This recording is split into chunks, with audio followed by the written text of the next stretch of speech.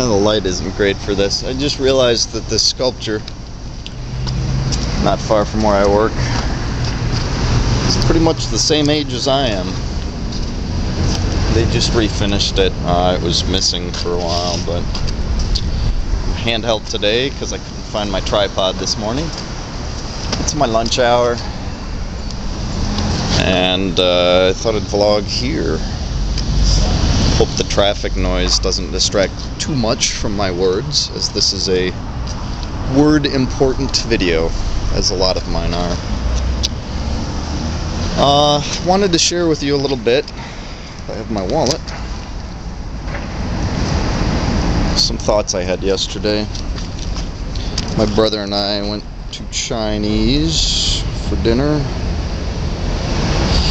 and very oddly, this has never happened to me. Once I was at a table where someone got a blank fortune in their fortune cookie, which is kind of frightening in itself. But no, last night the oddity that occurred is I opened my fortune, read it, and thought, wow, that's perfect for me.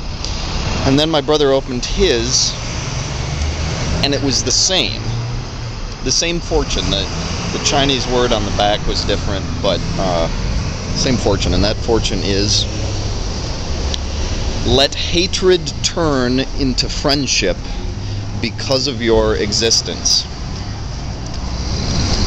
And of course I thought that was perfect for me, because I'm all about turning hatred on its head and accomplishing friendship.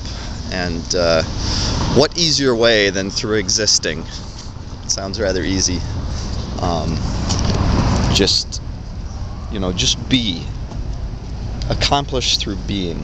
And I was planning to exist for a while anyways, so that sounds, sounds pretty easy.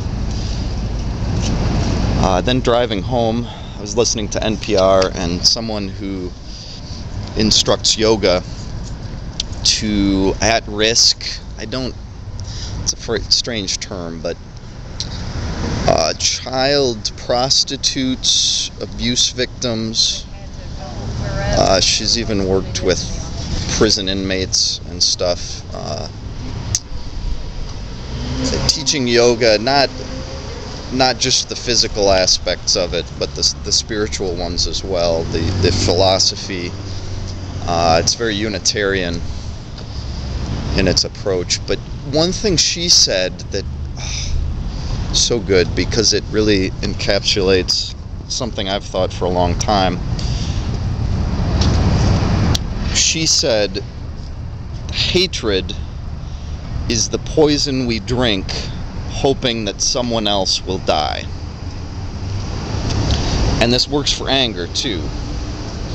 Anger is the poison we drink ourselves in the hopes that someone else will die. And I think I've talked about this before, but it's an important message, good to reiterate. And with these new words, that's yet another perspective on the same concept. If you think about these negative emotions, we often project them outward as being inflicted upon us, as in, he makes me so angry. That's a good example.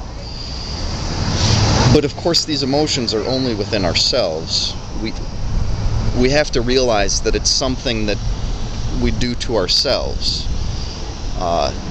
Yes, inspired by other people's actions or words, but certainly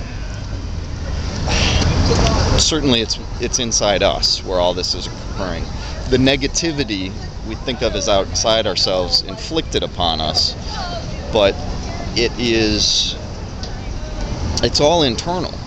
The emotions, the biochemical changes that occur because of those negative emotions, those are shadows within ourselves. And usually what makes us the most angry is things that give us the opportunity to learn about our own shadows, the darkness within each of us.